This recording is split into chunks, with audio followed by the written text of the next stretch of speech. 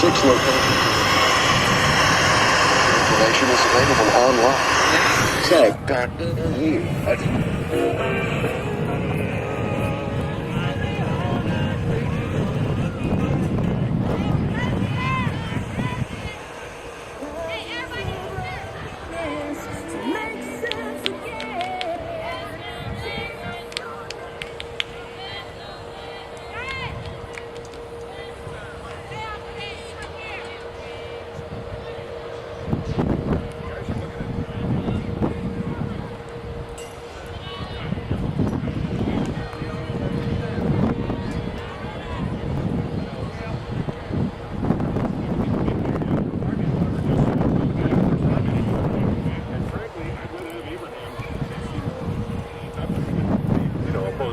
To any of them, but it just seems to me I'd rather have Abe. And so I gotta believe that the Falcons are thinking in those terms here. But I think that any criticism that you might have in regards to not getting an outside linebacker, one who can cover in space, if in fact this Stanley Mapunga can't cover in space. All right, let's go back to why I think that, and we'll get to your calls here in a moment.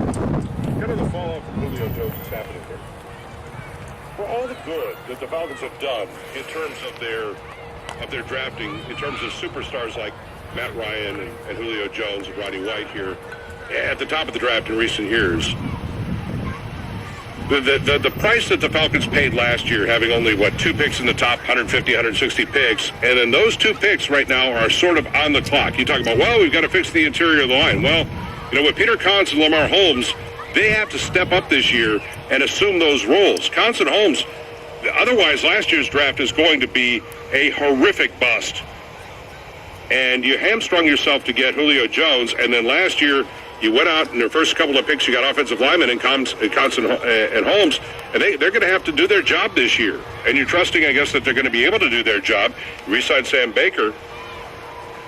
But you weren't able to do what I think Dimitroff would really like to be able to do at some point, just because he was so enamored with the idea of Julio Jones being a beast and a superstar, to go with his superstar quarterback. And again, I think it was a fine move. I think it was right. I think it's hard to argue with number 1 seed. But given his brothers, I think he would rather be more like his old team and trade down as Stanley does, and stockpile picks. So when you get to a year like now, you end up with a 2 and a couple of 3s and a couple of 4s.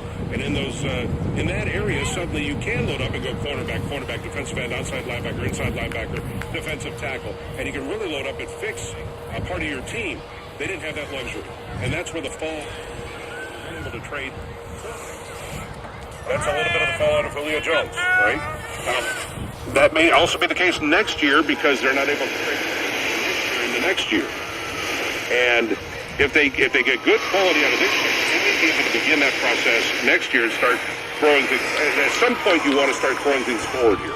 I don't know if it's next year or the year after, but you want to start throwing things forward and trading into future years to stockpile for future years and roll those over, sort of like an IRA. And you keep rolling those over. That's how New England did it. That was the model.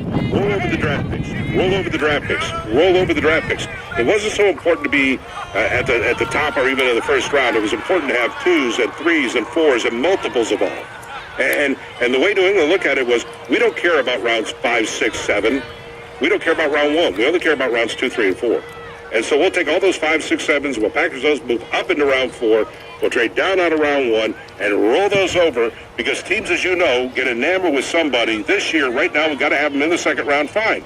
You want to have that guy in the second round this year? We want both your third round picks next year. Okay, fine. And suddenly you go, yeah, thank you very much.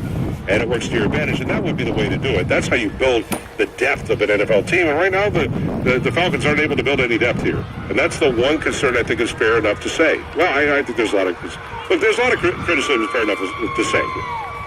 But I do trust that the first 2 picks were made. I guess my argument to you were the first 2 picks in this draft, moving up for Trufant and then taking Alford, were based on the fact that Mike Nolan has a desire to play a certain scheme, and those guys were the guys that can make this happen. Roy in Snellville. Roy, welcome to the show. Team, right now the Falcons. All right, I'm going to put him on hold and tell Roy to turn his radio down there. We go to Mike, the pizza guy. Mike, welcome to the show. Hey, John, how you doing today, man? Good, man. Hey, To have a daughter that's doubting this draft, there's a reason why they're not professional scouts and general managers. But to be tough, Trufant comes from a football family. His older brothers play in the NFL. The kid's already ready to come in and start playing. And you just can't argue with the speed of the first two picks.